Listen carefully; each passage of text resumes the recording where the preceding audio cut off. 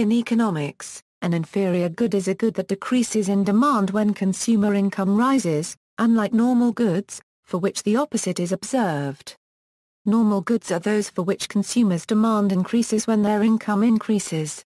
This would be the opposite of a superior good, one that is often associated with wealth and the wealthy, whereas an inferior good is often associated with lower socio-economic groups. Inferiority, in this sense, is an observable fact relating to affordability rather than a statement about the quality of the good. As a rule, these goods are affordable and adequately fulfill their purpose, but as more costly substitutes that offer more pleasure become available, the use of the inferior goods diminishes. Depending on consumer or market indifference curves, the amount of a good bought can either increase, decrease, or stay the same when income increases. Examples: there are many examples of inferior goods. Several economists have suggested that shopping at large discount chains such as Walmart vastly represent a large percentage of goods referred to as inferior. Cheaper cars are examples of the inferior goods. Consumers will generally prefer cheaper cars when their income is constricted. As a consumer's income increases, the demand of the cheap cars will decrease, while demand of costly cars will increase, so cheap cars are inferior goods. Intercity bus service is also an example of an inferior good. This form of transportation is cheaper than air or rail travel, but is more time-consuming. When money is constricted, traveling by bus becomes more acceptable, but when money is more abundant than time, more rapid transport is preferred.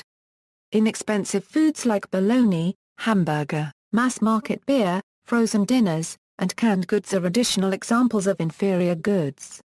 As incomes rise, one tends to purchase more expensive, appealing and nutritious foods. Likewise, goods and services used by poor people for which richer people have alternatives exemplify inferior goods. As a rule, used and obsolete goods marketed to persons of low income as closeouts are inferior goods at the time, even if they had earlier been normal goods or even luxury goods. Others are very inconsistent across geographic regions or cultures. The potato, for example, generally conforms to the demand function of an inferior good in the Andean region where the crop originated. People of higher incomes and or those who have migrated to coastal areas are more likely to prefer other staples such as rice or wheat products as they can afford them.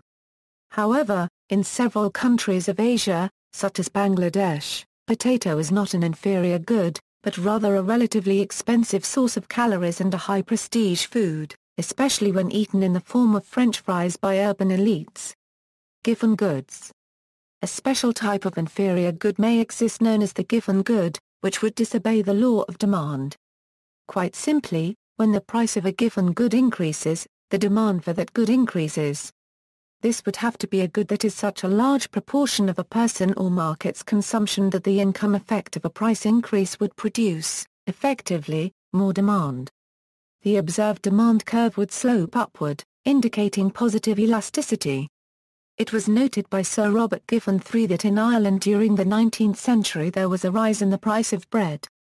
The poor people were forced to reduce their consumption of meat and expensive items as eggs etc. Now bread being still the cheapest food, so they started consuming more of it though its price was rising. This phenomenon is often described as Giffin's paradox. See also, ersatz, substitute good, references.